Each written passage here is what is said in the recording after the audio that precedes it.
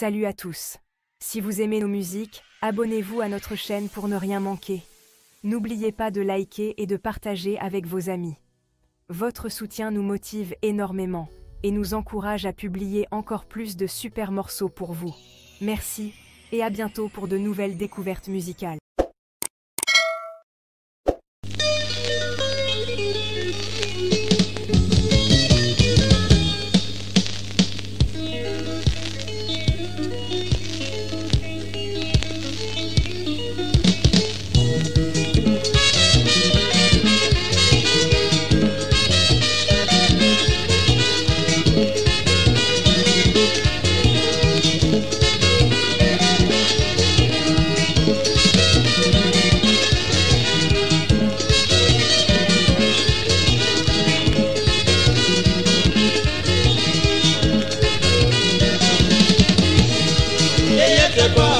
Meno chaponda, mene ba le feme, mene choba le feme. Bima bela ile de me kepete o, mene ma pala ile de me de yekube. Bago me bwele se mo ba we ko mo chaponda de me, échec dans la vie, et pour la vie. Mon ba mo seigneur de mo kwaye mo ba ne mo de me. On a le verre, aïe, non y'a coulé. Mais connaît bien, quoi qu'il est. Pas ta bibi, pour l'homme bien fait. Y'a de bon, comme le mène, mais non, chaponda. Mais n'est pas le fermé, mais ne sont pas le fermé. Puis ma belle, il était, mais il y avait et ma pano et les démêlés couverts.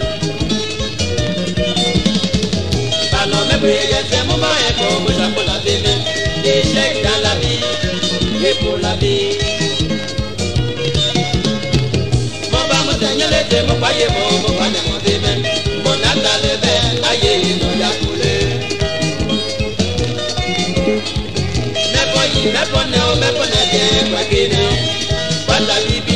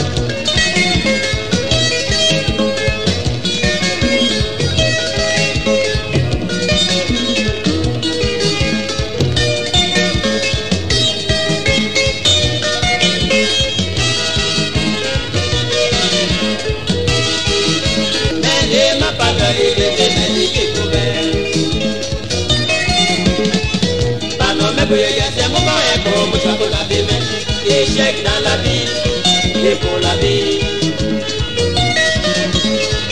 Mon bas, mon seigneur, laissez mon foyer, mon pas de mon démé, mon âme dans le verre, aïe, non, y'a coulé.